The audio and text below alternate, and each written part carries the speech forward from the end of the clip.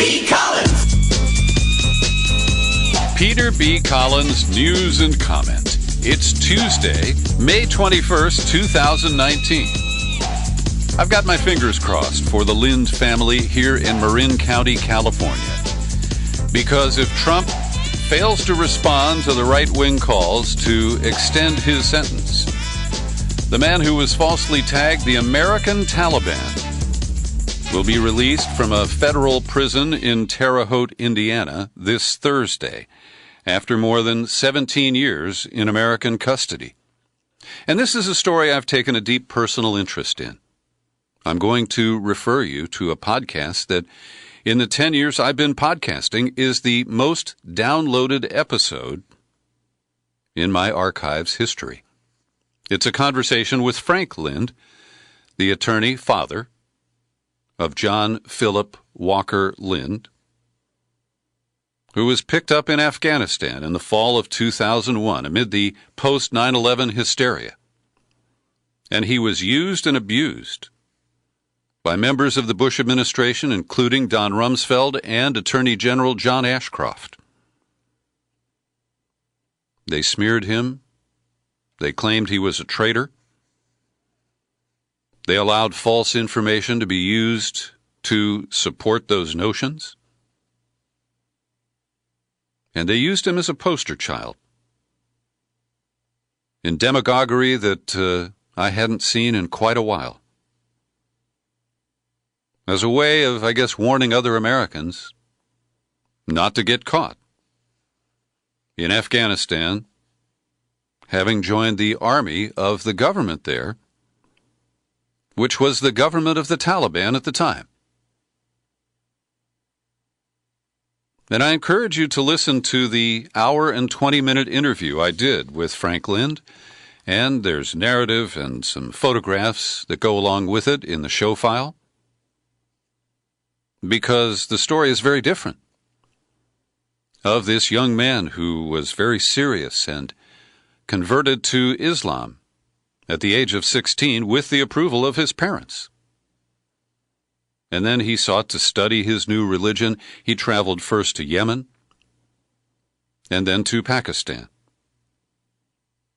And yes, he wound up in Afghanistan in the fall of 2001.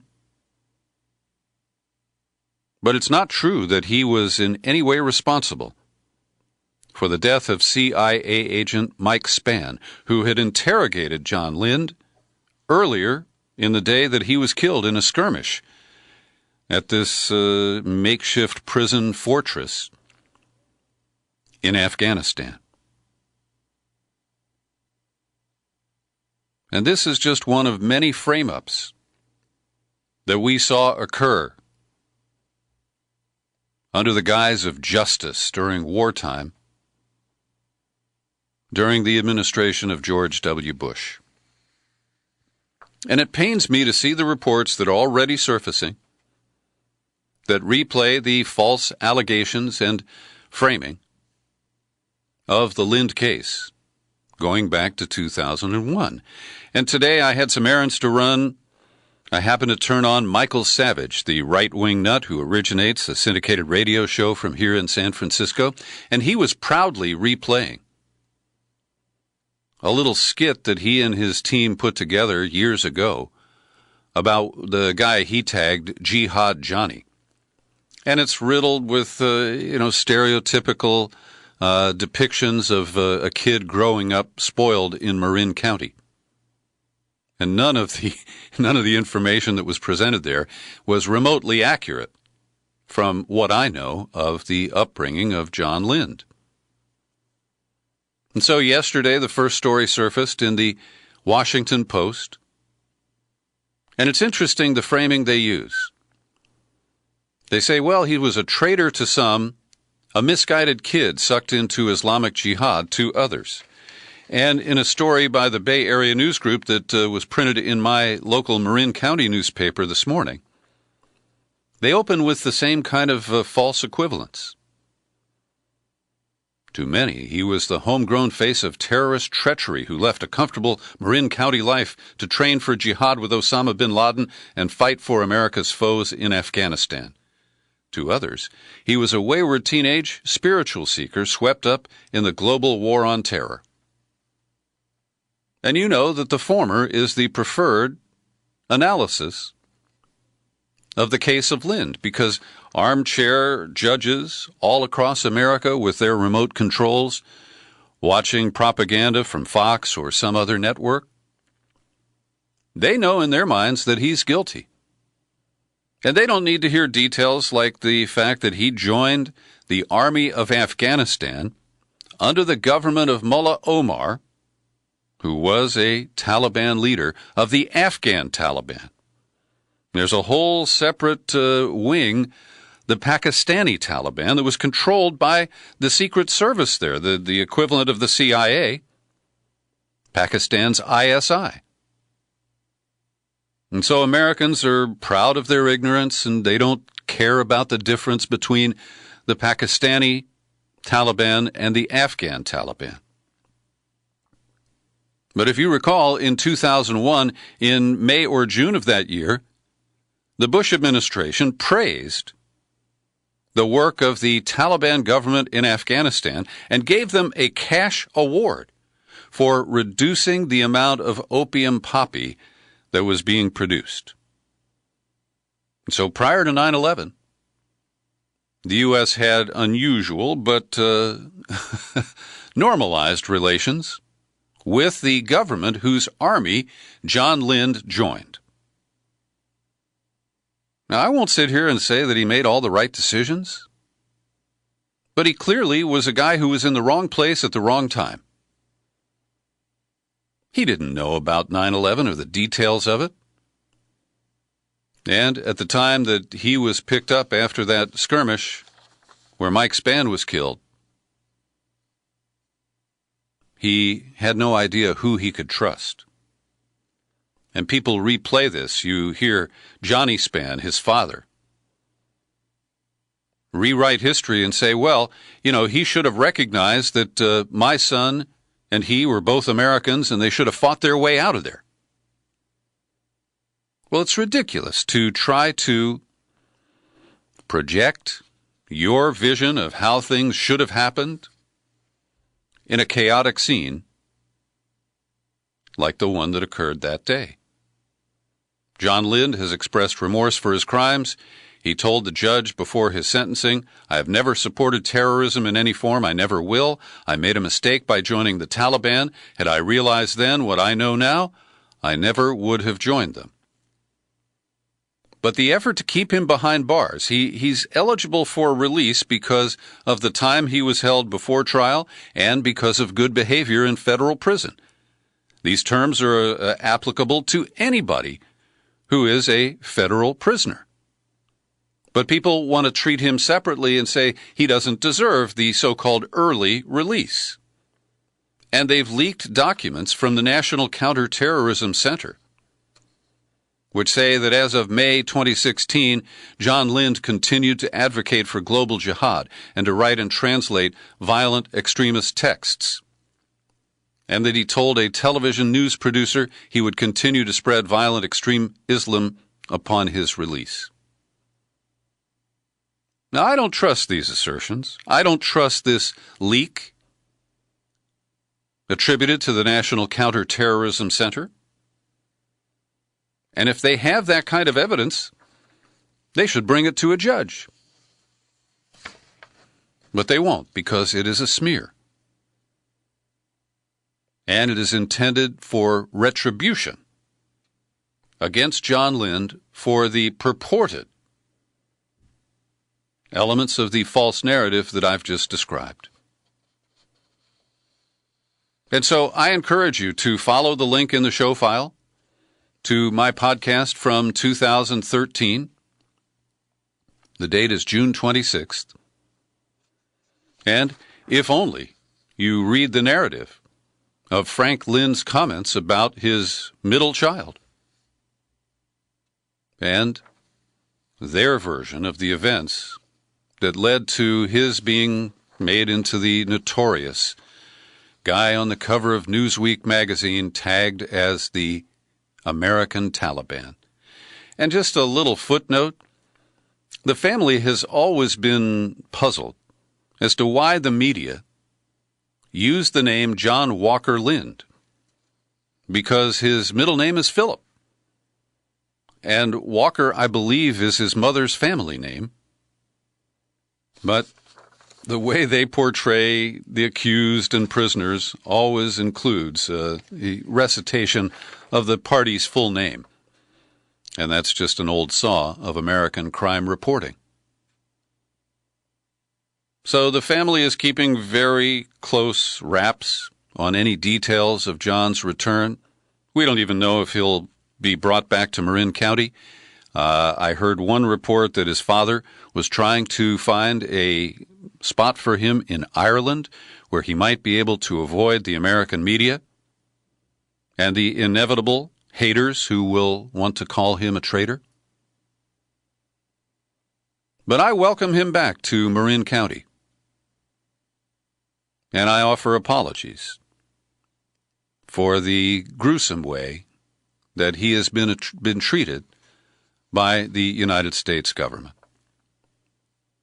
On to other news today. Carl Howard linked me up to a report at the World Socialist website, noting that the U.S. media is maintaining general silence on the re-imprisonment of political prisoner Chelsea Manning. And in a piece under the byline Genevieve Lee, they talk about a purported case similar to Manning's and how the media would have handled it.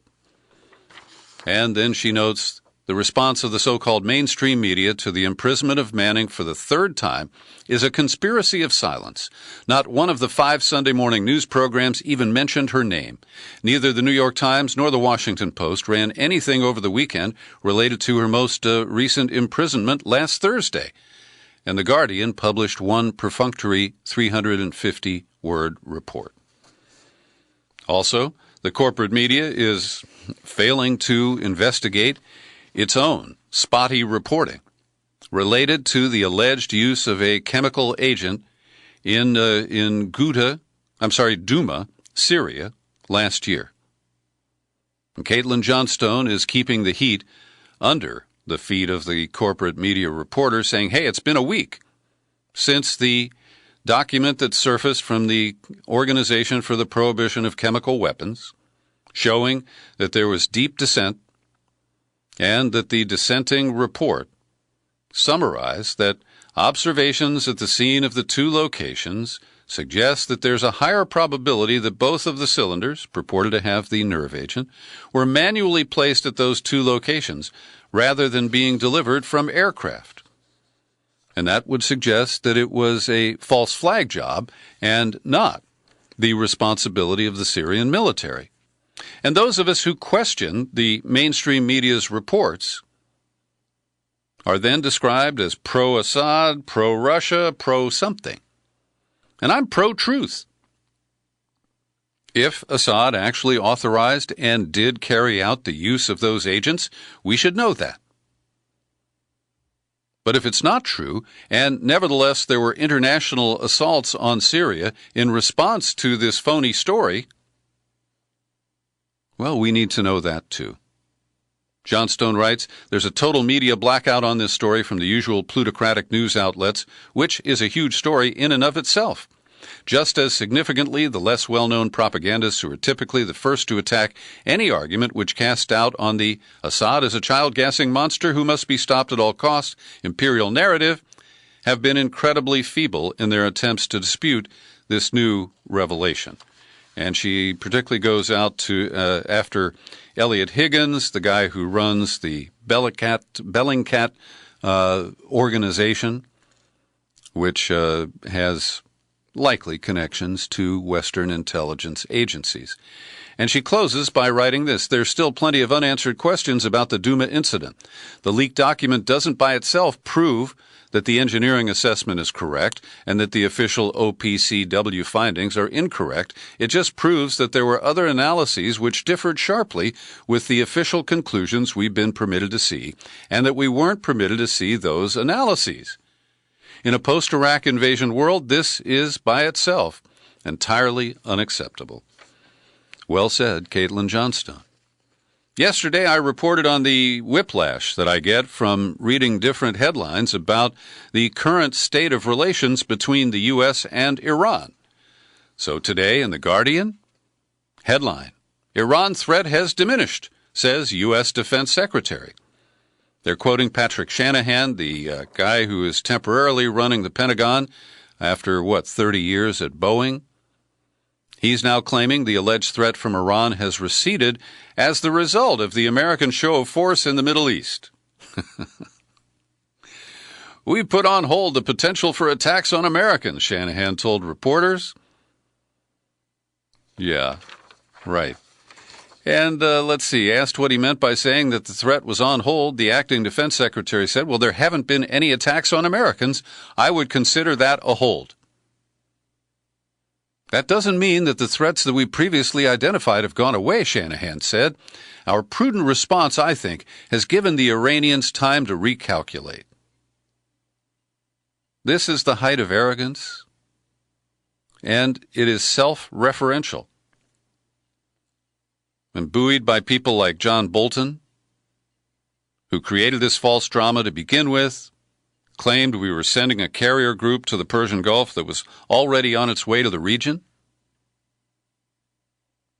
And now we have Mike Pompeo, and he's playing Secretary of State, and the chairman of the Joint Chiefs, General Joseph Dunford, appearing before the House and Senate today, but Bolton's not invited, and the hearings are behind closed doors, so we'll just hear generalized commentary about them. Trita Parsi, founder of the National Iranian American Council and a teacher at Georgetown University, said, my take is that the Iranians saw an attack coming and they prepared to strike back, and that caused alarm in the White House, particularly with the president. The line sold to Trump by Bolton and Netanyahu and Mohammed bin Salman in Saudi Arabia is he could strike Iran, show U.S. dominance, and not risk anything. Iran showed it was preparing to strike back. Trump is smart enough to know that a war would be devastating and not just for his political interests. Well, it's still unclear where things stand, and the Associated Press has a story that has a whole different tone to it. Headline reads, Tehran hikes enrichment as tensions grow. Now, they were just declining, according to Mike Shanahan. Dateline Tehran, Iran quadrupled its uranium enrichment production capacity amid tensions with the U.S. over the atomic program.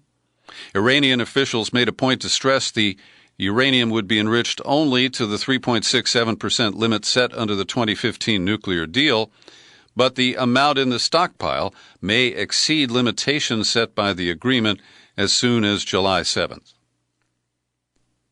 So Iran is saying, look, the U.S. breached the agreement. They're pressuring Europe to do the same by threatening sanctions against European entities that do business with Iran. And Iran is determined to break that. This is a dangerous game of bluff, and Trump is singularly ill-equipped to play it. And, of course, he is a stable genius who knows not the limits of his ignorance. In Kyiv, Ukraine's new president, the comedian who was the star of a TV show about being president, Volodymyr Zelensky, got 73% of the vote last month, and he grabbed a scepter, and it's a mace, not a scepter. I'm a little weak on some of those medieval symbols. And he wore some kind of a necklace with a bunch of emblems on it.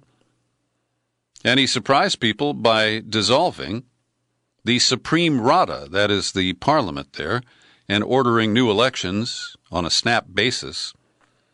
There was gamesmanship underway to try to prevent him from doing that, but he did prevail. And he is saying he's going to clean up the endemic corruption in Ukraine, which have created opportunities for kickbacks, money laundering, and corruption. But what's interesting is this AP story doesn't mention that Zelensky, number one, called for a ceasefire in eastern Ukraine with Russia. He called for Russia to return the areas of eastern Ukraine, including Donbass and Crimea, that it grabbed a few years back, and I say good luck with that. But it clearly is a new day in Ukraine. The Candyman, Petro Poroshenko, has packed his bags, and we'll see what happens next. Every day I pause for a second to thank the people who support my work here at the PBC podcast with your subscriptions. People like Stuart Russell, Brian Mazzy, Elizabeth Vasquez, and Ethan Knox. Each of them kicks in $5 or $10 a month. You know, it's one hipster coffee. Can you do it? Well, I hope you will. Visit peterbcollins.com. Click on menu. Click on Become a Subscriber. You land on the sign-up page, and in seconds you can choose a level of support that's comfortable for you. Take out a new annual subscription for $50, and you get rewarded with our bonus book, 2100, A Dystopian Utopia. It's the blueprint for human survival in climate change. And I also have a copy or two of Justin Frank's profile, psychological profile of Trump, called Trump on the Couch. So you know what it takes, and I hope you'll take action. As always, if you don't like PayPal, you can direct your communications and contributions to Box 150, 660, San Rafael, California, 94915. Box 150, 660, San Rafael, zip 94915.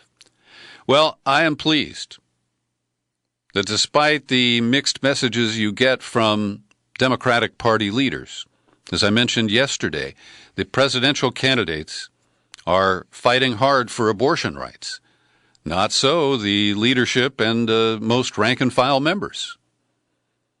So today there are more than 500 abortion ban protests taking place all across the United States, with the initial one at the steps of the Supreme Court in Washington. There are a total of 507 events planned, and they include events in the states that have passed these draconian and very clearly unconstitutional bans in Georgia, Missouri, Alabama, and I think Louisiana is going to be next. So this is, I think, welcome reaction to these maneuvers, and we need more people to stand up and speak out.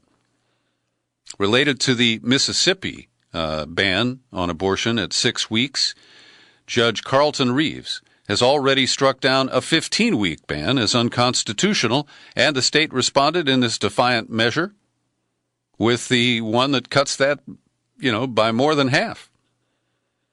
So it is expected that Judge Reeves will very quickly move to strike down the new, even more restrictive and regressive law.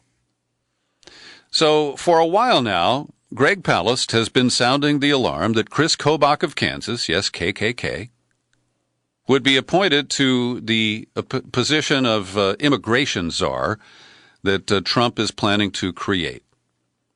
And in a hilarious move, yesterday, New York Times reporters exposed a memo that Kobach had sent to the White House with a list of 10 demands, including an office in the West Wing, access to a federal jet 24/7, weekends off with the family in Kansas, a demand that other cabinet officials be told by the president to obey Chris Kobach if he issues a decree.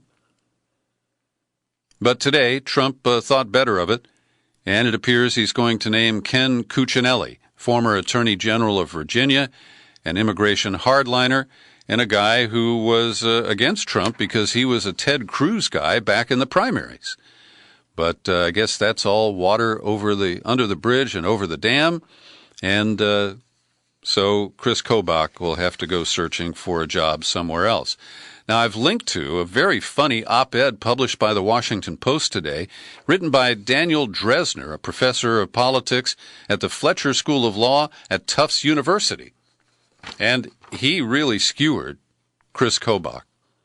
And he presented his own list of 10 demands. He wants an office in the East Wing. He says Melania's shop seems less noisy. He wants walk-in privileges to Ivanka Trump's office with a can of spray paint. I'm not sure what that means. He wants the rank of Lord Marshal. He wants it created by presidential decree if it doesn't exist currently. He wants a staff of 10 people, 3 positive tweets from the president a week. He wants to commute to work by tank. You can read the rest and laugh along. Now, Theresa May, apparently getting in on the 10-point game, right? It started with Kobach and then this Professor Dresner and David, what was his name? Letterman. Yeah, the guy who used to be on late night TV, who had his top 10 list every night. Well, Theresa May has a 10-point plan to try to get the members of Parliament to approve her dreaded Brexit plan. And it offers them alternative arrangements on the Irish backstop, keeping Northern Ireland in the picture. Those are critical votes in Parliament. Giving MPs, the members, final approval on the treaty. And one of the most interesting ones is the promise that the members of Parliament will be guaranteed a vote on whether the final deal should be subject to a referendum in confirmation. Now, I've heard proposals for a second referendum, and I thought they referred to one before any action was taken so that the public could change its mind about the big question of Brexit overall. But apparently this is being posed as just a final step of the public to approve the action of Parliament, and it appears that none of it is going anywhere soon. BuzzFeed News reports that the Trump administration has more than 52,000 migrants locked up at this time. And this is another way of thumbing its nose at Congress, which put a lid of 46,000 in the budget that is currently in effect. And the actual number is 52,398, and almost 1,000 of those are family units. Oh, I misspoke. The maximum number under the congressional budget is 49,000. So it's creeping up. And Heidi Altman, Director of Policy at the National Immigrant Justice Center, says the administration is operating entirely outside of the constraints imposed by Congress. The administration knows very well that this is needless cruelty. There are better alternatives that work and are cheaper and more humane. And I credit The Intercept today for publishing 2 great stories about the abuse of migrants in ICE lockups, particularly those subjected to lengthy solitary confinement. And the conditions in the immigrant prisons in this country are beneath deplorable. They are often third world. Now, they've got running water and toilets. It's that there is very little security to protect inmates from each other. And the guards can operate with impunity, particularly at some of the private prisons, like the one in Adelanto, California, that we have previously described. We've interviewed a prisoner who spent time there, and the conditions are not on par with the prisons that Americans serve their sentences in.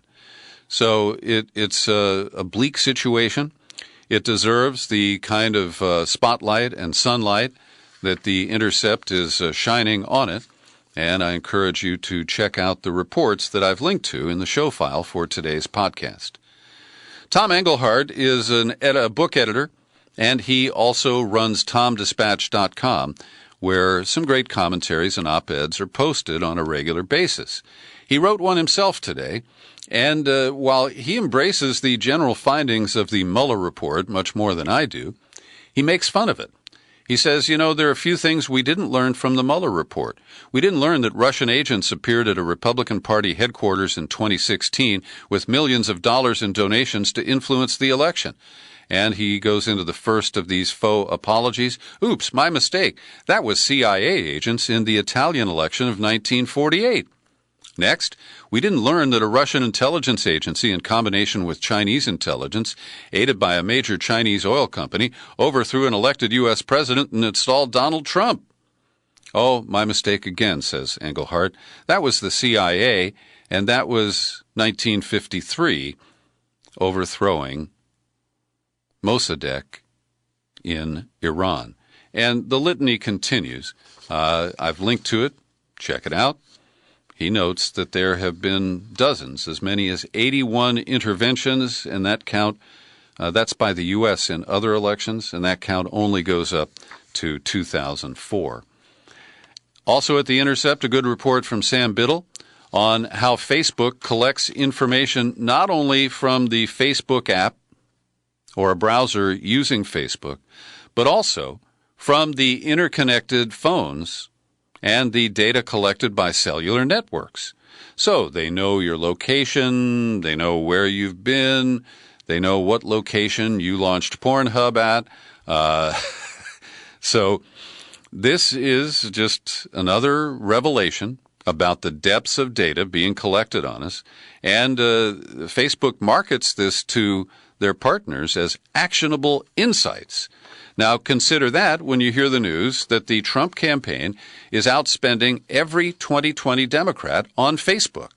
And when people talk about the lame attempts by the Russians to meddle in our election using Facebook, and you see what they actually did, how trivial it was, how idiotic the posts were, I always compare that to the 80 million plus that Trump spent on Facebook alone in the 2016 campaign. And they're doing it again. They are outspending the top Democrat. Elizabeth Warren has spent a little over $1 million, and Trump has spent $4.5 million. And it goes down the list. But he is very active in social media. That stuff can be targeted using the tools and the data collected by Facebook. Well, Trump's lawyers today rushed back to notify a federal judge that they've appealed his ruling from yesterday that the president's accounting firm must turn over Trump's financial records to Congress. The judge in the case is, he's very hostile. His name is Amit Mehta, and he said it's not fathomable that a constitution that grants Congress the power to remove a president for reasons including criminal behavior would deny Congress the power to investigate him for unlawful conduct, past or present, even without formally opening an impeachment inquiry. But expect this to bog down in the courts, and it will take some time to resolve, even with this promising preliminary ruling. And then there was the no-show today by Don McGahn, the former White House counsel, who submitted to an order from Trump not to honor a subpoena to appear before the House Judiciary Committee. And this leads to the thumping and harumping of Jerry Nadler, the panel's chair, and others. And they say he will testify. We will not allow the president to stop this investigation. Nothing in these unjustified and unjustifiable legal attacks will stop us from pressing forward with our work on behalf of the American people. All right, Jerry, what about impeachment? Well, last night that was a topic in a closed-door meeting with the leadership and Nancy Pelosi. And the reports indicate that pressure is building on Pelosi to relent and allow Nadler to begin a formal impeachment process. Congressman David Cicilline, I think that's the right way to say his name, of Rhode Island, Congressman Joe Neguse of Colorado, and others, including Jamie Raskin, who is a law professor. They are demanding impeachment, and I hope that Pelosi will see the light sooner than later. And finally today, Trump held one of his mob rallies in Pennsylvania last night, and he's a little worried because his state media outlet, also known as Fox News, has been allowing Democrats to host town hall meetings for their presidential campaigns.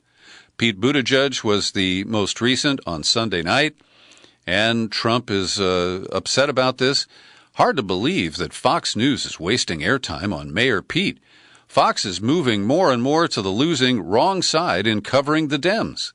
So he doesn't have any understanding of how Fox pretends to be fair and balanced. And in order to maintain that pretense, they have to do things like this. And his buddies on Fox and Friends, like Brian Kilmeade, they tweeted out against Mayor Pete, "Don't hop on our channel and continue to put down the other hosts on the channel. If you feel that negative about it, don't come." For him to go out there and take shots on our primetime lineup without going on our primetime lineup shows to me absolutely no courage. Well, I agree with Mayor Pete. and with Senator Klobuchar, and with Senator Sanders. And I don't agree with Senator Warren. I believe Democrats should go on Fox News, and I commend Buttigieg and Sanders in particular for using that platform on Fox to criticize Fox. I think that is fair play. And I think that Warren only hurts herself by boycotting Fox News. There are many people who would, I think, respond favorably to her message if she would get over that particular reluctance she has. Thanks for listening to my daily news and comment podcast. You're free to share it far and wide. You'll find it on YouTube. And I remain Peter B. Collins. Happy trails to you until we meet again. Happy trails to you. Keep smiling